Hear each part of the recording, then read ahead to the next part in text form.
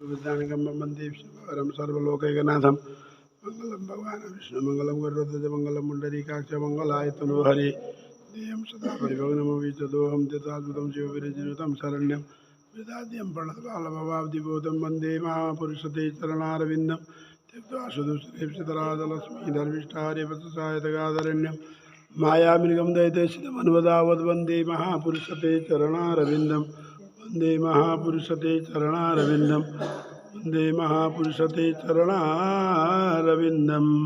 लगे भगवान की जय, श्री नारायण भगवान की जय, राधा दामोदर भगवान की जय, तुलसी मैया की जय, लक्ष्मी मैया की जय, लगे भगवान की जय, लक्ष्मी नारायण भगवान की जय। पृथु राजा किससे कथा सुन रहे हैं? हाँ प्रियंका, पृथु राजा किससे कथा सुन रहे हैं? नारद जी किससे कथा सुन रहे हैं?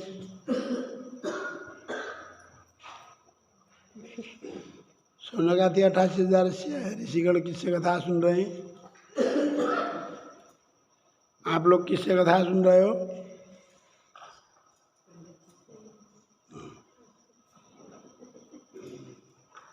कथा 4 जगह चल रही है अभी, अगर यहाँ नहीं चल रही है सुन रहे हो? कथा चल रही है नारद और वर्मा जी के बीच में, फिर उधर चल रही है नारद और पृथु राजा के बीच में, फिर उधर चल रही है सूत जी और सोनकादि 88,000 ऋषियों के बीच में, फिर यहाँ चल रही है। ओ नारद जी, जब पृथु राजा ने नारद जी से पूछा कि हे भगवान, हे नारद जी, गोवर्धन पूजा का और अन्नकूट का महात्म्य क्या है, किस स्थिति को यह करना चाहिए? तो नारद जी ने कहा, कार्तिक मास के शुक्ल पक्ष की प्रतिपदा वैश्वानर अग्नि का जन्म था उस दिन। पंचवारुणी अग्नि होती है, 5 प्रकार की अग्नि होती है, उसमें से एक क्या है? वैश्वानर अग्नि। वैश्वानर अग्नि का प्रादुर्भाव कब हुआ था? कार्तिक शुक्ल प्रतिपदा के दिन, आज के दिन। सुनो जी, प्रतिपदा कल है, कल है, आज तो अमावस्या है ना आज। तो बोले उस दिन प्रतिपदा के दिन गोवर्धन की पूजा और अन्नकूट गोकुल में करना चाहिए। अन्नकूट वाले दिन अगर कोई जाकर के गोकुल धाम में जाकर के, जहाँ श्री कृष्ण भगवान का जन्म हुआ था, वहाँ पर जाकर के अन्नकूट का प्रसाद बांटता है तो उसको सीधा परम लोक मिलता है, परम धाम।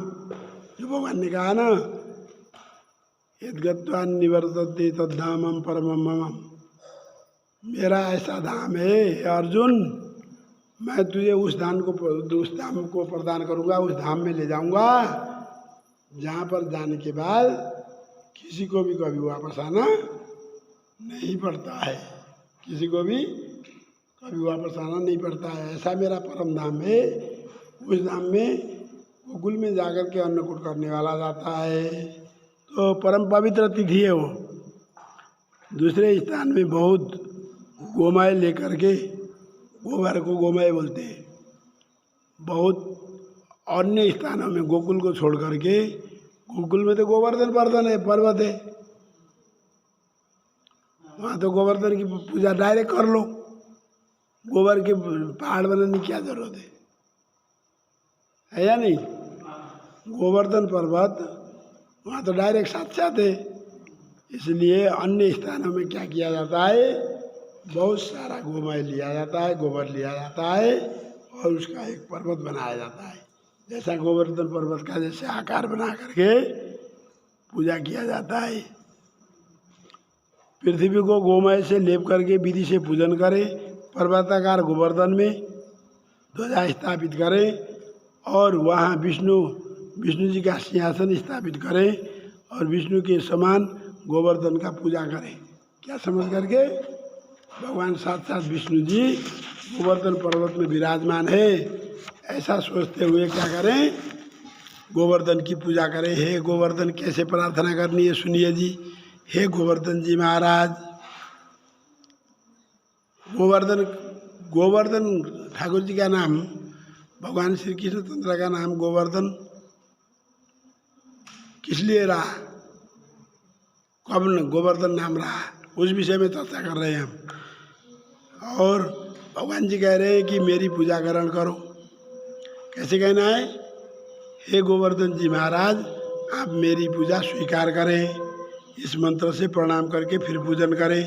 श्री कृष्ण को प्रिय अर्थ आदि, भगवान श्री कृष्ण को भी अर्थ आदि प्रिय वस्तु, सही बताओ भगवान श्री कृष्ण को प्रिय वस्तु क्या था? कौन बताएगा? भगवान श्री कृष्ण को प्रिय वस्तु क्या था? बांस की बनी हुई बांसुरी है या नहीं? गोपियों के घर में बना हुआ माखन है या नहीं? जिसको जो चीज अच्छा लगता जब तो बार बार छोड़ने जाते थे। और बांसुरी तो राधा रानी ने कई बार छुपा दिया। क्या करते हैं बिना बांसुरी के? एक लीला तो है, बचपन की लीला। राधा रानी बांसुरी छुपा देती थी, वो उदास होकर के खिन्न मन बना करके कोने में बैठ जाते थे। आज सुनते हो? क्या हो गया आपको? बोलना नहीं है, ठीक? यशोदा मैया के पास कंप्लेन कर दी राधा जी ने, देखो थारा कन्हैया तो जो है बोलता ही नहीं है, मुँह सुझा करके कोने में बैठा हुआ है, कुछ बोलता ही नहीं है, कुछ कहना सुनता ही नहीं है, मैं क्या करूं? यशोदानंदन की दुलारी राधा रानी कंप्लेन करती है तो यशोदा मैया आती है। यशोदानंद की दुलारी राधा रानी माँ आते ही समझ जाती है, देख कन्हैया ये वाली बांसुरी कितनी अच्छी है, जरा बजा के मुझे सुना दो ना। बस खुश होकर झपट पड़े, बांसुरी देखते ही झपट पड़े। फिर बोले मैया मैं तेरे को ही सुनाऊंगा, बस राधा को नहीं सुनाऊंगा। सुन रहे जी? बोलते तेरे को ही सुनाऊंगा और किसी को नहीं सुनाऊंगा। सुन, मधुर बांसुरी की धुन चला दी, बांसुरी से मधुर संगीतमय धुन निकाल दी, सब बद्रमंडल मोहित। गाय भी मोहित होती थी। चरने वाले गाय चर रही होती है ना, चुपचाप एक जगह खड़े होकर के आ जाती थी कन्हैया के आसपास में, आकर के मधुर बांसुरी की ध्वनि सुनती थी, संगीतमय ध्वनि सुनती थी। तो जो श्री कृष्ण भगवान को प्यारा है, पसंद आने वाला चीज़ है, जिससे वो प्रसन्न होते हैं, अर्थ आदि मध्य अंत में गोवर्धन को नमस्कार करें, अर्घ्य दें, माखन मिश्री का भोग लगाएं, बांसुरी चढ़ाएं, पताका सहित पर्वत का निर्माण करें और आवाहन, आसन, पाद्य, अर्घ, आसन, स्नान, वस्त्र आदि एगो पवित्र चंदन, पुष्प, धूप, दीप, प्रदक्षिणा, नमस्कार, विसर्जन, ये 16 उपचार है। भगवान की पूजा में, भगवान नारायण की पूजा में, भगवान श्री कृष्ण की पूजा में, भगवान राम की पूजा में 16 प्रकार की जरूरत होती है, ठीक? 16 प्रकार की चीज क्या क्या है जी? गिनते जाना। सबसे पहले जल से स्नान, सबसे पहले हाथ में फूल लेकर के आह्वान करना। अभी मैंने यहाँ आह्वान करा था ना, प्रार्थना करी थी। शांताकारं भुजगशयनं पद्मनाभं सुरेशं विश्वाधारं गगन सदृशं मेघवर्णं शुभांगं लक्ष्मीकान्तं कमलनयनं योगविद्यानगम्यं वंदे विष्णुभवहरं सर्वलोकैकनाथं। हे भगवान विष्णु, शांताकार हो आप, भुजगशयनं सांप की सैया में सोते हो, समुद्र में हो भी सांप की सैया में। विश्व आधारम, विश्व के आधार हो आप। गगन सदृशम, पूरा गगन जैसे भी रूप धारण करते हो, सदृश दिखते हो। विशाल काय शरीर भी धारण करना आता है आपको, पूरा ब्रह्मांड उनके मुंह में समा जाता है। जब भगवान ने अर्जुन को विराट रूप के दर्शन दिए तो अर्जुन तो एक टकी लगा के देखता ही रह गया। सोचा ही नहीं था उसने कि ये भी ऐसा भी संभव होता है। सारे नदियाँ पर्वत, सॉरी क्या बोलते हैं, सारी नदियाँ समुद्र उनके मुंह में ही बह रही है। क्षीर सागर देखता है, भूमध्य सागर देखता है,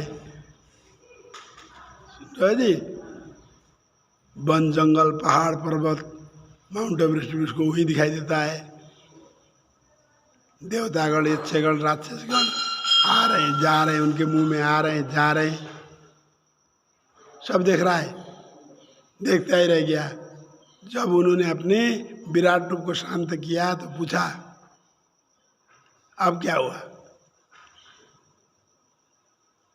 शिष्य तो हम शादीमाम पर बनना, कहता है शिष्य में हम शादीमाम पर बनना, मैं तो आपका शिष्य हो गया जी,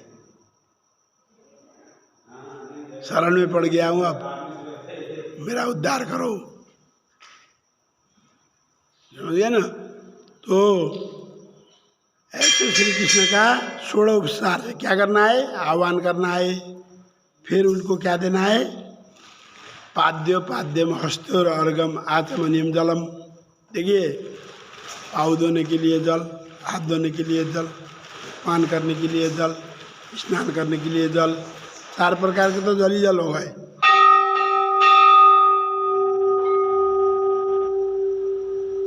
उसके बाद क्या चाहिए, वस्त्र चाहिए। कितने हो गए, गिन रहे हो।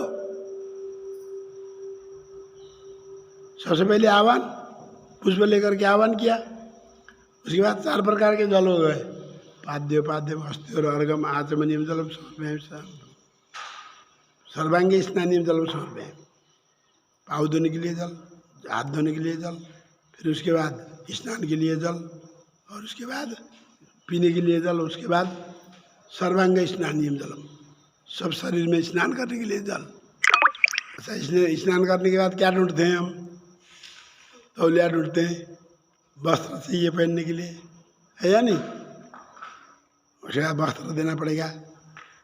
ऐसा नहीं शुरू में वस्त्र दिला दिया फिर नहला दिया। कई लोग ऐसे करते हैं, जो सामने आ गया उसी को चढ़ा देते हैं पहले। जब पंडित जी पूजा कराते हैं ना, तो वहाँ वो सीरियली कटोरियों में सब चीज़ बना करके तैयार करके रखते हैं, और ये चढ़ा एक लाइन से चढ़वा देना, उसका विधान है। उसका विधान है क्या है, पहले सबसे आप आह्वान किया, एक पाद्य हस्तोर अर्घम आचमनियम तथा सर्वांगे स्नानियम जलम समर्पयामि। उसके बाद पंचामृत होता है, पंचामृत स्नानम समर्पयामि, फिर शुद्ध जल स्नानम समर्पयामि। 7 हो गए। वस्त्रम समर्पयामि, वस्त्र चढ़ा दिया। वस्त्र के बाद क्या चाहिए, वस्त्रम समर्पयामि एको पवित्रम अंत्येष्वि। उसके बाद क्या हुआ, एको पवित्र पहना दिया, जनेऊ पहना दिया, वस्त्र पहना दिया। उसके बाद चंदन तिलक करेंगे, पुष्प की माला पहनाएंगे, ठाकुर जी को सुंदर बनाने के लिए पुष्प की माला पहनाएंगे। धूप दीप नैवेद्य से उनको भोग लगाएंगे, धूप दीप जलाएंगे, आरती उतारेंगे। धूप दीप दिखाने के बाद नैवेद्य प्रसाद लगाएंगे, प्रदक्षिणा करेंगे, फिर नमस्कार करेंगे। उसके बाद विसर्जन भी होता है। पूजा करने के बाद विसर्जन भी होता है, विसर्जन करेंगे। ये षोडश प्रसाद से उनका पूजन करें। खांड दूध बहुत तरह के पकवान, अनेक तरह के फल नैवेद्य दें। गोवर्धन की पूजा आदि में स्वस्थायन करें। पंडित जी बोलते हैं ना, स्वदिन इंद्रो विरजर्वा ज्योतिन पोखाम विश्ववेदा। पूजा से पहले स्वस्ति वाचन करते हैं ना, तो स्वस्ति वाचन का भी प्रयोग करें। गणपति जी का भी प्रथम पूजन करके शांति कर्म करें। हर काम में प्रथम पूजनीय देवता कौन है? चलो चलो आ जाओ आ जाओ श्री गणेश करते हैं। सुना है आपने? आ जाओ आ जाओ श्री गणेश करते हैं, मतलब गणेश जी की पूजा करके, गणेश जी की पूजा करके क्या करते हैं? श्री गणेश मतलब शुरू कर दिया। जहाँ गणेश जी की पूजा बिना करे ही शुरू करोगे ना, उस काम में विघ्न बाधाएं आएंगी, ये पक्का है। इसलिए पहले गणेश जी को मना करके, भजन गाने वाले भी पहला भजन गणेश जी का गा करके शुरू करते हैं। गणेश जी मनाओ पहले, है नहीं?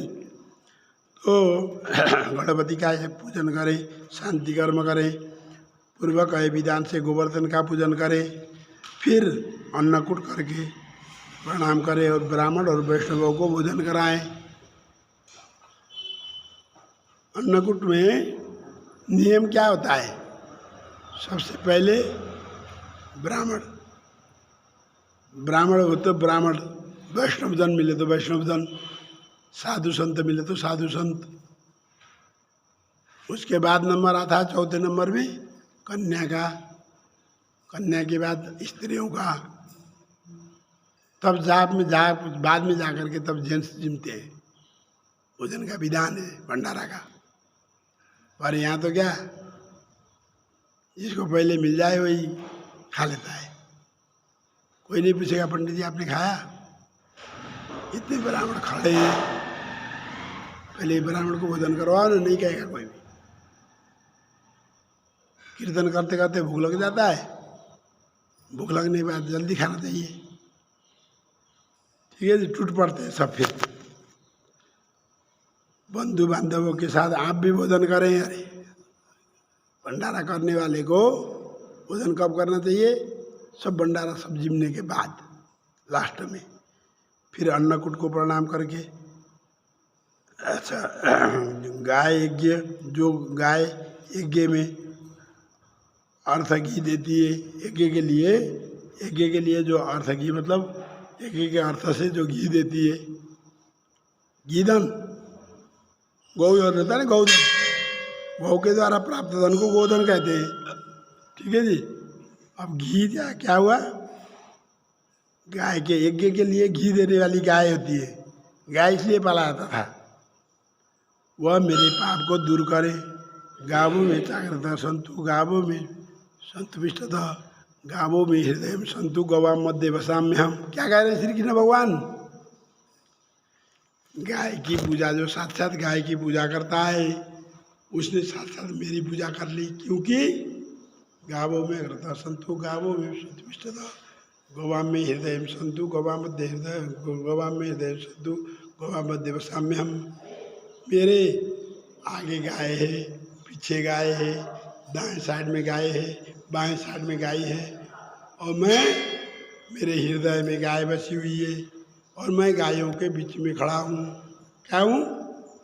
मैंने बोला था ना, जब भगवान जी मुरली बजाते हैं, मुरली की मधुर संगीत सुनाई देती है, तो गाय चारों तरफ आकर के बैठ जाती है और उनके संगीत को सुनती है।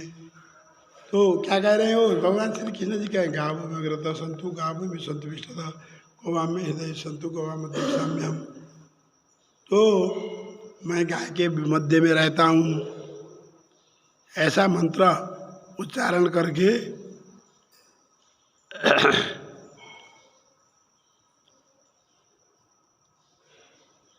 हरिद्रा से गौओं के सींग को रंगे, ऐसा मंत्र पढ़ते हुए गाय के सींग को हरिद्रा, हरिद्रा जानती हो कौन होती है? हरिद्रा, हरिद्रा का लेप लगाया कभी आपने? शाम को हरिद्रा का लेप लगा के सो जाओ। आपके पास वो होता है चने का आटा, बेसन, बेसन है ना, कच्ची हल्दी ले आओ, कच्ची हल्दी को चटनी की तरह बनाओ, ग्राइंडर में पीस के उसमें 2 चम्मच क्या मिलाओ? बेसन का पाउडर मिलाओ। फिर उसका लेप तैयार हो गया। उस लेप को पूरे फेशियल करके फेस में लगा करके सो जाओ। सवेरे जा करके आप अपना मुंह साफ करो, कहीं क्रीम लगाने की जरूरत नहीं थी। निखार आता है चेहरे में। पार्लर जाने की भी जरूरत नहीं कि अगर डेली कंटिन्यू करते हो ना, डेली बनाते हो, डेली का नियम बनाते हो ना, उस परम सुंदर स्त्री को पार्लर जाने की जरूरत नहीं है। नेचुरल सुंदरता आती है। तो हरिद्रा मतलब क्या हुआ? हल्दी, हल्दी, हरिद्रा मतलब हल्दी। हल्दी पाउडर घोल करके सींग के गाय के सींग को रंगना चाहिए। कैसे दिखती है गाय की सींग? फिर स्वर्णमय दिखती है, सोने की जैसे पीली पीली दिखती है। हरिद्रा से गाय के सींग का क्या करना चाहिए? गाय के सींग को रंगना चाहिए। और गाय को पुष्प की माला पहनाए। तो लोक की माता गौ ग्रास स्वीकार करो कह के प्रार्थना करते हुए गौ ग्रास दे। विश्वरूप धर्म हमको शांति देवे। ओ राजा परीक्षित जब कली से मिल रहे थे ना, वहाँ पे एक पैर में खड़ा हुआ बैल था, बैल। तो राजा परीक्षित ने बैल से पूछा, क्या पूछा? तुम कौन हो? एक पैर में खड़े हो। उस बैल ने जवाब दिया कि मैं धर्म हूँ, मैं धर्म हूँ। सत्ययुग जैसे समाप्त हुआ, मेरा एक पैर कट गया। त्रेता युग समाप्त हुआ, मेरा दूसरा पैर कट गया। सत्य त्रेता द्वापर युग कट गया। द्वापर अभी खत्म हुआ था ना उस टाइम। द्वापर खत्म हुआ, श्री कृष्ण परमात्मा परम धाम को पधारे। उसके बाद कलयुग शुरू हुआ तो उसका एक पैर भी कट गया। तो कितना बचे? 3 पैर बच गए, एक बचा। तो उस समय उस बैल को, धर्मरूप बैल को भी माला वाला पहनाए, खाने को दें और क्या प्रार्थना करें? धर्मरूप बैल आपकी हमारी संतति की रक्षा करे। ठीक है जी। जो लोग बैल के सिंग रंगा कर पुष्पमाला पहनाए। कृष्ण गोवर्धन को बैल भैंस, कृष्ण गोवर्धन वाले दिन बैल और भैंसों की पूजा होती है। हमारे यहाँ जो गाय बधी हुई होती है, भैंस बधी होती है ना, उनको हम क्या करते हैं? आटा भिगो करके छापा बनाते हैं। छापा कटोरी जैसा होता है, लकड़ी का बना हुआ स्टैम्प होता है ना, जैसे गोल गोल ऐसे ही होता है। और थप थप थप उसके पूरे शरीर में लगाते हैं। सिंग को रंगा जाता है, माला पहनाते हैं, खाना दिया जाता है। कल हमारे यहाँ क्या था? गाय तिहार था। गाय तिहार, गौदान करना, गौ की पूजा करना। सुन रहे? दीपावली में गाय तिहार। तो जो ऐसे करता है, कृष्ण गोवर्धन की पूजा करते समय बैल की पूजा करता है, वह अश्वमेघ यज्ञ से भी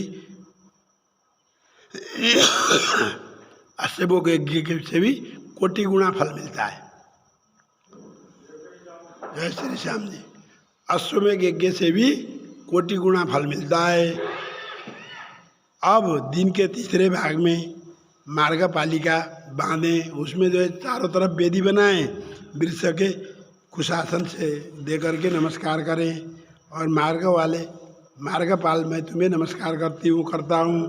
देश के जय वास्ते, देश के कल्याण के लिए है वो मंडप बना करके सजा करके उसकी आरती करे, निराजन विधि करे।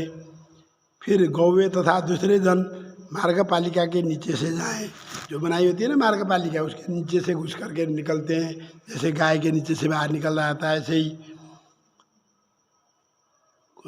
रास्ता बनाए। उसके राजा के लड़के तथा दूसरे लोग बल से खींचे, एक तरफ राजकुमार एक तरफ दूसरे लड़के होकर के उसको बैल को खींचते हैं। और जो जीतता है साल भर जीत होती है उसकी, ऐसी मान्यता है। वो रस्सी खींचते नहीं, रस्सी खींचने का गेम पता है? लठ लठ बड़ा बड़ा लठ होता है, बीच में रख करके खींचा जाता है। एक तरफ दैत्य होते थे, एक तरफ देवता होते थे। वो रस्सी खींचने का गेम जैसे ही है, वो ऐसा करना होता है। और जो जीते, जो ग्रुप जिस ग्रुप ने जीत लिया ना वो गेम, जिस ग्रुप ने जीत लिया, क्या होगा उस ग्रुप का? वो ग्रुप हमेशा साल भर जीत होती रहेगी, उसकी हार कभी नहीं होगी। ऐसी परीक्षा की जाती है। शाम को बलि दानव को वस्त्र में बनाकर पूजे। फिर वस्त्र से बलि दानव मतलब बलि राजा का चित्र बना करके, वस्त्र से पुतला बना करके उसकी पूजा करें। 2 भुजाओं की बलि बनाए, 2 भुजा वाला बलि बनाना है। फिर गृहस्थ में प्रसन्नता से माता पिता भाई समेत पूजा करें। गृहस्थ में सभी लोग, माता पिता भाई बहन सब मिलकर के पूजा करें। चंदन धूप दीप आदि से पूजन करें। बलि के नाम से दान दें। राजा बलि, जैन बद्ध बलि राजा दानवेंद्रो महाबला, तेन तम पतिगत्यामि रक्षे। इस विधान से चलना चाहिए। अच्छा। किस विधान से? जैसे राजा बलि बिना दान करे कुछ नहीं खाता था। अच्छा। किसी दुखी ब्राह्मण को, जरूरतमंद लोगों को कुछ दिए बिना नहीं खाता था वो, इसलिए तो महादानी कहलाता है। राजा बलि दैत्य होते हुए भी महादानी में आता है। दान के विषय में पहले से ही बोलता आ रहा हूँ। दान कई प्रकार के हैं। एक बार मैं जा रहा था, चौराहे से पहले रोड क्रॉस करना था मुझे। बहुत देर से खड़ा हूँ, गाड़ियाँ आ रही है। एक लंगड़ा व्यक्ति भी मेरे पीछे उसमें फुटपाथ में बैठा हुआ था। वो बहुत देर हो गई, मेरे को लगा रोड को क्रॉस करने में आधी घंटा लग गया। तो मैंने कहा तो बहुत भीड़ आ रही है। फिर मैंने उस बूढ़े बुजुर्ग के पास गया और जाकर के बाबा जी, अभी चढ़ाई है। बाबा जी, आप इतने देर से यहाँ बैठे हो, कुछ नहीं बोल रहे हो, क्या बात है? तो बेटा क्या करूं, बैठे बैठे राम का नाम ले रहा हूँ। जाना तो मुझे उस पार था सड़क के, और कौन ले जा देगा? मैं तो काना भी हूँ, एक आँख से काना हूँ। कान एक आँख से कम दिखाई देता है, काना हो नहीं दिखता। एक आँख से देखता हूँ तो भी कम दिखाई देता है। और गाड़ियों की भीड़ इतनी है कि यहाँ रोड पार करना मुश्किल है। फिर मेरी भी जो है किस्मत खुल गई। मैंने कहा चलो मैं कराता हूँ। फिर मैंने उनको लंगड़ से थे, उनको पकड़ करके रोड में चलना चालू किया। सारी जितनी गाड़ियाँ आ रही थी सब रुक गई। मैं आधे घंटे से इंतज़ार कर रहा हूँ, कब मैं अपना रोड को पार करूँगा कहीं। ठीक है जी। तो उस समय क्या हुआ, भगवान ने मुझे प्रेरणा दी कि तू ज़रूरतमंद व्यक्ति का तूने सेवा करी, रोड पार करा दिया था। कराने के लिए तत्पर हो गया जब, और उनको लेकर के तो चलता बना। मैं रुका ही नहीं, गाड़ियाँ आए जाए कोई मतलब नहीं है। अब मैं गलती थोड़ी कर रहा हूँ, मैं तो एक असहाय व्यक्ति की हेल्प कर रहा हूँ। अगला गाड़ी वाला अगर बुद्धिमान है, कुछ अक्ल है उसके अंदर, तो बेचारा यार देख, एक लंगड़े को सहारा मिल गया, आज एक अंधे को सहारा मिल गया, रोड पार करवा रहा। तो मैं थोड़ी देर गाड़ी नहीं रोक सकता, रोक देते हैं। जैसे ट्रैफिक लाइट में रोकना पड़ता है ना, ऐसे ही उस समय भी सबने रोक दिया।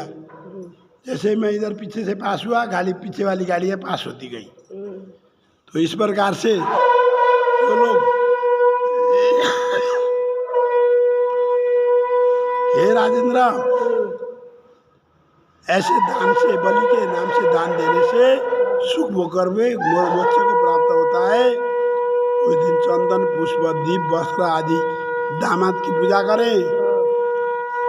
गोवर्धन वाले दिन किसकी पूजा होती है? दामाद की। हाँ। अच्छा। दामाद को क्या क्या देना चाहिए? चंदन लगाएं, तिलक करें, फूलमाला पहनाएं, दीपक से आरती उतारे दामाद जी की, वस्त्र दान कर दें, पूजे। दो भुजा वाली बलि बना करके पूजा करें। तो दामाद जी क्या पूजन करना चाहिए उस दिन? श्री कृष्ण जी ने जो है,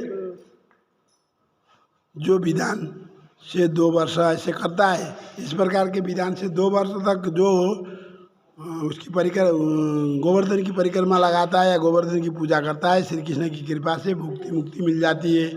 फिर तो राजा बोले, हे नारद, बलि के दिन दामाद की पूजा क्यों होती है? पूर्व में किसने की थी? नारद जी बोले, पूर्व काल में सतयुग में समुद्र मंथन के समय में लक्ष्मी उत्पन्न हुई, विष्णु को भी आई, भगवान विष्णु से शादी हुई थी ना, विष्णु को भी आई, अनंत लक्षण वाली कन्या अब समुद्र जी ने विष्णु को दे दी। तब कन्या के स्नेह से आनंदित समुद्र ने भक्ति से परम आनंद होकर के विष्णु की स्तुति की और इनके ऊपर प्रसन्न भगवान समुद्र से बोले, वरदान मांगो, जो तुम्हारे मन में हो वो वरदान मांगो। ऐसा वचन सुन करके समुद्र बोला, हे प्रभु, अगर आप प्रसन्न हैं तो मेरे घर आ जाइए। क्या कहा? मेरे घर आ जाइए। हाँ, अगर आप प्रसन्न हो तो आप मेरे घर आ जाइए।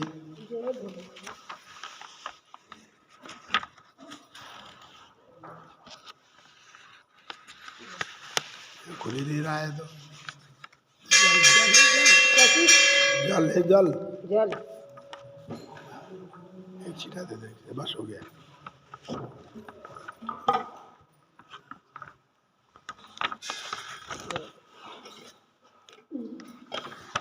बोले बाबा, लक्ष्मी के साथ मेरे यहाँ आए, नित्य ही आकर के बैठे। भगवान समुद्र से बोले, तुम्हारे घर में नित्य ही बसेंगे। 2 वर्ष में कार्तिक शुक्ल प्रतिपदा को तुम हमारा पूजन करना। क्या बोले ससुर से? कार्तिक शुक्ल प्रतिपदा के दिन आप मेरे को गोवर्धन पर्वत के रूप में पूजा करें। और जो कोई भी करता है उनके सब पाप छूट जाते हैं। प्रतिपदा के दिन क्या करना है? दामाद को बुला करके पूजा करने से सारे पापों से छूट जाते हैं। और अश्वमेघ आदि यज्ञ करके जो हमारा पूजन किया उससे भी ज़्यादा फल दूंगा मैं। अश्वमेघ करने से जो फल मिलता है उससे भी ज़्यादा फल दूंगा। जिससे ग्रामयुक्त पृथ्वी दान की गई हो, विधि से कोटि गोदान दिए गए हो, उसके बराबर जमाता के पूजन में फल मिलता है। हम ब्रह्मा, रुद्र, इंद्र आदि देवता सब कार्तिक शुक्ल प्रतिपदा को दामाद की देह में रहते हैं। क्या हुआ? सभी देवताओं का वास दामाद के देह में रहता है। इसलिए ये अगरबत्ती कौन लगा के आता है यहाँ? हाँ जी, अगरबत्ती किसने लगा दिया? इसलिए तो मेरा गला बंद हुआ है।